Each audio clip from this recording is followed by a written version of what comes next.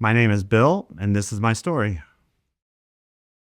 Well, I would say when I was younger, I felt like Jesus loved me. I was saved when I was like 5 or 6 years old. My parents weren't churchgoers, but my siblings went to church. But I always, through it all, felt like Jesus was there, and it was always like, Jesus loves me. I remember singing that song as a kid all the time. It's like, Jesus loves me, this I know. I went to college, and my spiritual, connection wasn't very much. Church sometimes, probably like the Easter and Christmas person. When I started going to school, my parents didn't know other families and all that. So all the other kids knew each other and all that. So I kind of carried that. So I always wanted to fit in somehow. So I always smart that I got to have these kind of shoes because that's what everyone has, or I got to have these type of clothes. So that just carried on all the way through with me. So, when I started working, being a teacher, I was like, I tried to live that same lifestyle. I spent a lot of my money just buying things, going to dinners with people, buying tickets to events, and, just trying to fit in, like trying to impress people, I guess I would say. Early 2000, I saw the Passion of Christ, and it just kind of struck me as something different than all the stories I knew. And so I started coming to church here at River Tree.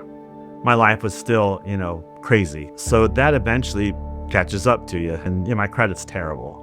The problem wasn't like so much money, it was like my needing attention. I'm like, what do I do? What do I do? Well, I have access to money at school through the union. I just take some money out of there, and I'm like, I'll pay it back. It's always that, so I'll pay it back. I try to hide it, and eventually it comes to roost. They ask me about it. I confess basically, yes, I took this money. They decide they're gonna hand it over to the police. So it becomes a criminal issue. So I go on suspension from teaching, and I'm a year away from being able to retire. So it's like my attorney says that they can fire you anytime you want. You've been accused of a felony. I'm going to be abandoned by people when they find out, I'm a criminal. No one's going to like me anymore. Like I kind of became a hermit in my own house.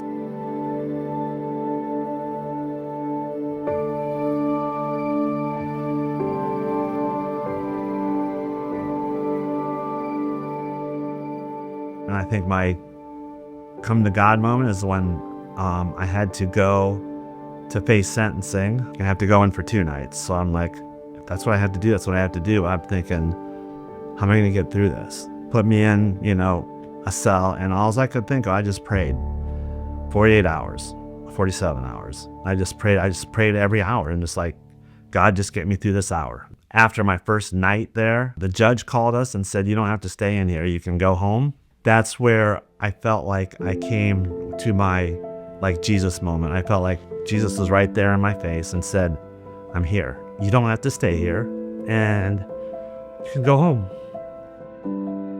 I got probation and all that, but no jail time, and things just started to fall into place. So I was able to work things out with my job. Hey, we're going to get you through your last year of work so you can retire. I met my wife. Tracy's my lovely bride now. We got married.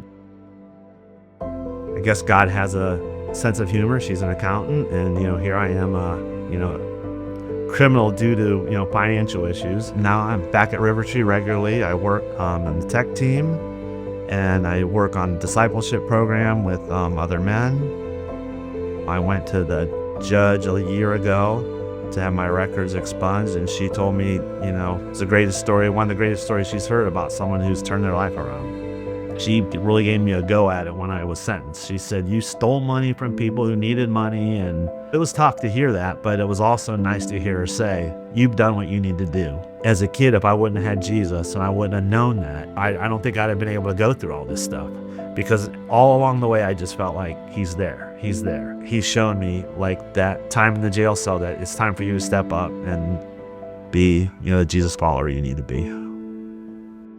My name is Bill, and Jesus Christ is my story.